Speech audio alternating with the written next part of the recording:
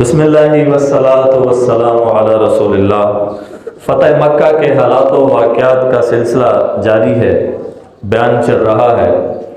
حضور صلی اللہ علیہ وآلہ وسلم ایک جگہ تھی مر الظہران، وہاں پہ آپ صلی اللہ علیہ وسلم نے پڑاؤ کیا، اور جب رات کا وقت ہوا تو آپ صلی اللہ علیہ وسلم نے صحابہ کرام کو فرمایا کہ ہر کوئی اپنے خیمے کے سامنے آگ جلائے۔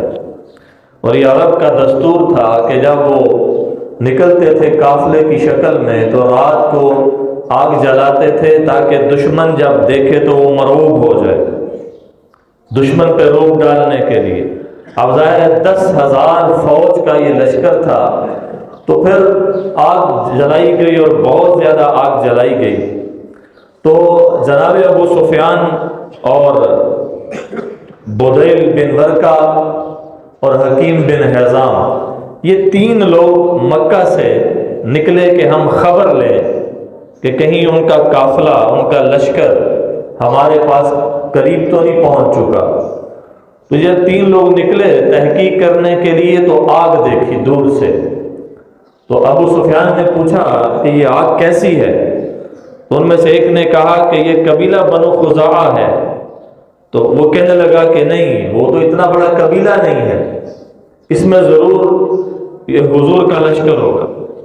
تو یہ بات کر کے وہ تھوڑا سا آگے نکلے تھے کہ حضور صلی اللہ علیہ وسلم کے جو پہرے دار تھے، آپ کی عادت مبارکہ ہوتی تھی کہ جب آپ نکلتے قافلے کی صورت میں تو چند صحابہ کرام کی ڈیوٹی لگا دیتے پہرے کی۔ تو پہرے داروں نے ان تینوں کو دیکھا تو پکڑ لیا، اور پکڑ کے ان کو حضور صلی اللہ علیہ وسلم کے پاس لے کے آ رہے تھے۔ راستے میں حضرت عباس رضی اللہ تعالیٰ عنہ حضور کے چچا، وہ خچر پہ بیٹھے ہوئے تھے، انہوں نے ابو سفیان کو دیکھ لیا، اور بلکہ ابو سفیان کی آواز سنی تو پہچان لیا۔ تو حضرت عباس رضی اللہ تعالیٰ عنہ نے ابو سفیان سے مخاطب ہو کے فرمایا، ابو سفیان، کیا اب بھی موقع نہیں آیا کہ تم حضور کے ہاتھ پہ بیعت کر لو، سرنڈر کر جاؤ، بہتری اسی میں ہے۔ اور ابو سفیان ادھر سے حضرت عباس کے پاس آیا تو حضرت عباس سے کہنے لگا، امن کس میں ہے؟ تو فرمایا، امن اسی میں ہے، میرے پیچھے میرے خچر پہ بیٹھ کے حضور سے جا ملو، امن پا جاؤ گے۔ کہا اچھا، بٹھا لیا خچر پہ۔ اب حضرت عباس خچر کو حضور کے خیمے کی طرف لے کے جا رہے ہیں۔ راستے میں حضرت عمر نے تلوار نکالی ہے، وہ دیکھ لیا ابو سفیان کو، نعرہ لگایا، یہ ابو سفیان اللہ اور اس کے رسول کا دشمن پکڑا گیا۔ حضرت عباس کو کہا اس کو میرے حوالے کرو۔ تو حضرت عباس کو حضرت کی عمر کی طبیعت کا اندازہ تھا، انہوں نے خچر کو ایڑی ماری اور تیز بھگایا کہ کہیں عمر ابو سفیان کا ادھر ہی کام تمام نہ کر دے۔ تو حضور کے خیمے میں سیدھے پہنچے، پیچھے حضرت عمر بھی آ گئے۔ اب حضرت عمر بار بار کہہ رہے ہیں، یا رسول اللہ، یہ ابو سفیان بغیر کسی عہد اور معاہدے کے ہاتھ لگ گیا ہے، اس کو میرے حوالے کرے، میں اس کی گردن اڑا دوں، یہ اللہ اور اس کے رسول کا دشمن ہے۔ حضور خاموش ہے، حضرت عباس کہہ رہے ہیں ابھی صبر کرو، حضرت عمر کہہ رہے ہیں نہیں میرے حوالے کرو۔ جب حضرت عمر کا اصرار بڑھا تو حضرت عباس نے فرمایا، عمر، اگر یہ تمہارے قبیلے سے ہوتا تو شاید تم یوں جلدی نہ کرتے، تمہارے قبیلے بنو عدی سے ہوتا تو تم شاید یوں جلدی نہ کرتے، چونکہ یہ بنی عبد مناف سے ہے، اس وجہ سے تم جلدی کر رہے ہو۔ تو اس کے جواب میں پھر حضرت عمر نے بڑا خوبصورت جواب دیا۔ حضرت عمر نے فرمایا، اے عباس، آپ کا مسلمان ہونا مجھے میرے باپ کے مسلمان ہونے سے زیادہ پسند تھا۔ کیوں بھلا؟ اس وجہ سے کہ مجھے پتا تھا کہ آپ کے مسلمان ہونے سے حضور کو زیادہ خوشی ہوگی، حضور کو زیادہ خوشی ہوگی کہ میرے چچا کیا ہو گئے، مسلمان ہو گئے۔ تو اس لیے میری سوچ تو آپ کے بارے میں یہ ہے، آپ میرے بارے میں جو مرضی سوچیں۔ حضرت عباس پھر خاموش ہو گئے۔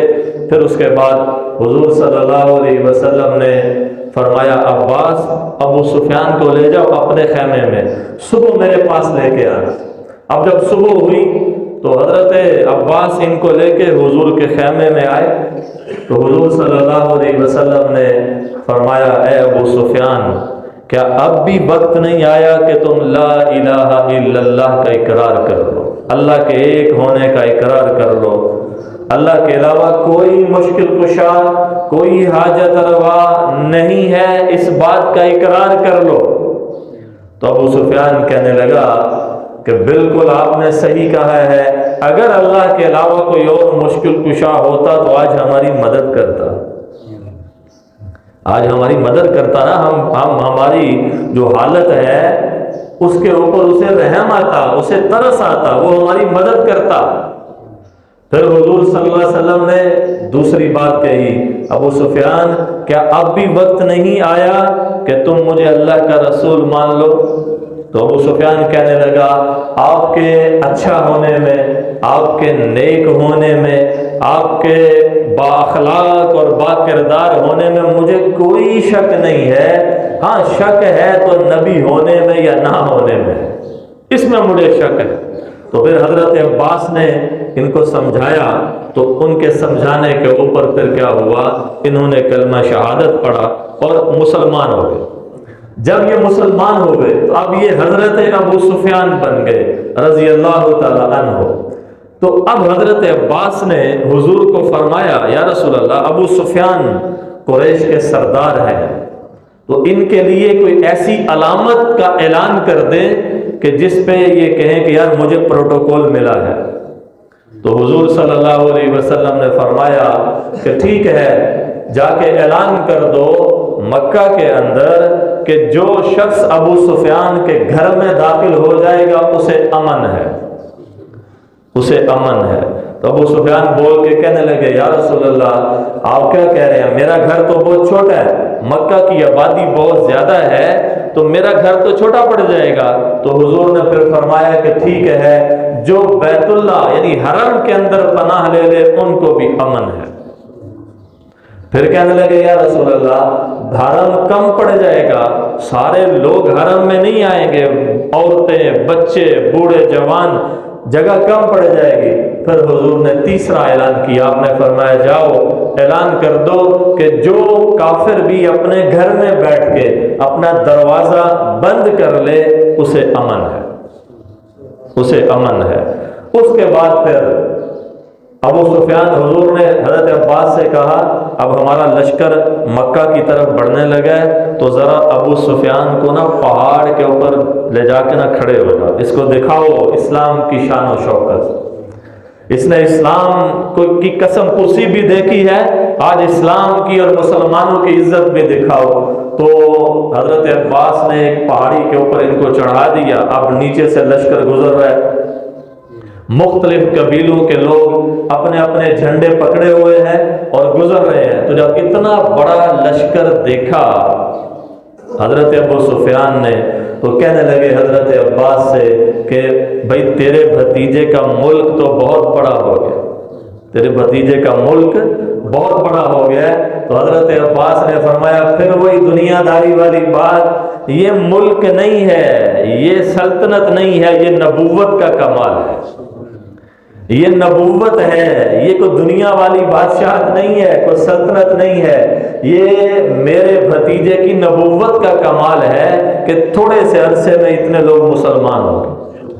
اب قافلے گزر رہے ہیں، بیچ میں حضور صلی اللہ علیہ وسلم کی سواری آئی، آپ کے ایک طرف مہاجرین تھے، ان کا جھنڈا حضرت زبیر بن العوام نے پکڑا ہوا تھا، اور ایک طرف انصار تھے، ان کا جھنڈا حضرت سعد بن عبادہ نے پکڑا ہوا تھا۔ تو جب وہ قریب آئے تو ابو سفیان نے پوچھا یہ کون ہے؟ تو کہا یہ حضور صلی اللہ علیہ وسلم ہے۔ تو حضرت سعد بن عبادہ نے جب پہاڑی پہ دیکھا حضرت ابو سفیان کو چڑھے ہوئے، تو حضرت ابو سفیان کو دیکھتے ہی خون نے جوش مارا، ہاں جی، اور کہنے لگے الیوم یوم الملحمہ تستحل الکعبہ، کہ آج جنگ کا دن ہے، آج لڑائی کا دن ہے، اور آج تو کعبہ میں بھی خون بہایا جائے گا، کعبہ میں بھی خون بہایا جائے گا۔ اب نہ کیا ہوا، حضرت ابو سفیان نے جب یہ بات سنی تو بھاگے ہوئے حضور کے پاس آ گئے۔ انہوں نے کہا کہ سعد تو یہ کہہ رہے، آپ کہہ رہے ہیں جو حرم میں جائے امن ہے، جو اپنے گھر میں بیٹھ جائے دروازہ بند کر لے امن ہے، جو ابو سفیان کے گھر میں چلا جائے امن ہے۔ سعد تو یہ کہہ رہے ہیں کہ آج کعبہ میں بھی امن نہیں ہے، آج کعبہ میں بھی خون بہایا جائے گا۔ تو یہ حضرت سعد نے ظاہر اسی لیے کہا تھا، ان کو نہیں پتا تھا خیمے میں کیا بات ہوئی ہے۔ تو پھر حضور نے فرمایا کذب سعد، سعد نے غلط کہا ہے، آج جنگ کا دن نہیں ہے، الیوم یوم المرحمہ، آج رحم کرنے کا دن ہے۔ آج ہم فتح یاب ہوئے ہیں، اور ہم جو فتح یاب ہوئے ہیں ہم ظلم نہیں کریں گے، ہم زیادتی نہیں کریں گے۔ آج کیا ہے؟ رحم کرنے کا دن ہے۔ اور یعز اللہ فیہ قریش، آج تو اللہ قریش کو عزت دے گا۔ یعظم اللہ فیہ الکعبہ، آج وہ دن ہے کہ آج کعبہ کو عزت دی جائے گی۔ وتکسى الکعبہ، اور آج وہ دن ہے کہ کعبہ کے اوپر غلاف چڑھایا جائے گا۔ آج یہ والا دن ہے، آج لڑائی کا دن نہیں ہے۔ پھر حضور صلی اللہ علیہ وآلہ وسلم نے حضرت سعد کے اس جملے کے اوپر ان کو پکڑا اور ان سے جھنڈا لے لیا، کہا جھنڈا ادھر دے دو۔ وہ جھنڈا لے کے پھر ان کے بیٹے کو دے دیا تاکہ زیادہ تکلیف نہ ہو، ان سے لیا، ان کے صاحبزادے کو جھنڈا دے دیا تاکہ ان کو زیادہ تکلیف نہ ہو۔ اس لیے دیا کہ آپ نے وہ اعلان کیا جو اللہ کے رسول کے اعلان کے خلاف ہے۔ آج قتل و غارت گری نہیں ہوگی، آج تو رحم کا دن ہے۔ ابو سفیان مکہ پہنچے قافلے سے پہلے، لشکر سے پہلے، جا کے لوگوں کو جمع کیا اور لوگوں سے کہا کہ بھائی اپنے اپنے گھروں میں بیٹھ جاؤ، جو بیٹھ جائے گا امن پا جائے گا۔ حضرت محمد صلی اللہ علیہ وسلم اتنا بڑا لشکر لے کے آ رہے ہیں کہ تم میں سے کوئی مقابلہ نہیں کر سکتا۔ تو ان کی بیوی ہندہ جو ابھی مسلمان نہیں ہوئی تھی، اس نے کیا کیا، حضرت ابو سفیان کی مونچھ پکڑی اور مونچھ پکڑ کر ایسے ہلایا کہ یہ بڈھا پاگل ہو گیا، کیسی باتیں کر رہا ہے۔ اب انہوں نے لشکر دیکھا تھا، اس نے دیکھا نہیں تھا۔ وہ کہنے لگے میں صحیح بات کر رہا ہوں، آج تم ان کے مقابلے میں نہیں آ سکتے، اس لیے امن اسی میں ہے کہ کعبہ میں آ جاؤ، اپنے گھروں میں بیٹھ جاؤ، امن پا جاؤ۔ اب پھر لوگ بھاگے، پھر آسمان دنیا نے وہ منظر دیکھا کہ جو لوگ میرے نبی کو مارنے کے لیے بھاگ رہے تھے آج چھپ رہے ہیں اپنے اپنے گھروں میں۔ بیویاں بچوں کو پکڑ پکڑ کے اندر گھسیٹ رہی ہیں، اپنے گھروں میں لے جا رہی ہیں۔ ہاں جی، بیویاں شوہروں کو بلا رہی ہیں، شوہر بیویوں کو آوازیں دے رہے ہیں آ جاؤ۔ اپنے اپنے گھروں میں سب نے قید ہو کے کیا کیا، دروازے بند کر لیے۔ میرے رب نے دکھایا کہ ایک وقت تھا تم نے میرے نبی پہ اور ان کے ماننے والوں پہ کعبہ کے دروازے بند کر دیے تھے، دیکھو آج تمہارے اپنے گھروں کے دروازے تمہارے اوپر بند ہو گئے۔ میرے اللہ نے اپنے حبیب کو دکھایا۔